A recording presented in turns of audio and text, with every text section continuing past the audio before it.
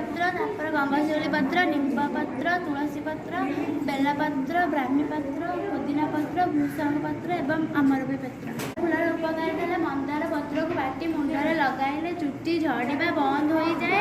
यह लगाइबा द्वारा चुट्टी बहुत लंबा होता है। गंगाशिउली पत्र उपकारिता है गंगाशिउली पत्र को रस कर पीले मलेरिया ज्वर भल होता है। निम्ब पत्र औषधीय गुण है निम्ब पत्र खाइबा द्वारा मधुमेह रोग कमी जाए। तुलसी पत्र खाइबा द्वारा काश ज्वर थंडा श्वास रोग ठीक हो जाए।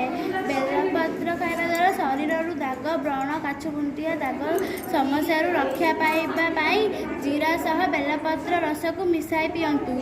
ब्राह्मी पत्र खाइबा द्वारा स्मरण शक्ति बढ़ी थाए। पुदीना पत्र खरा दिन में पुदीना पत्र बहुत उपकारी। यह अंशुघात रक्षा करें। पुदीना रस देह हित। भृषंग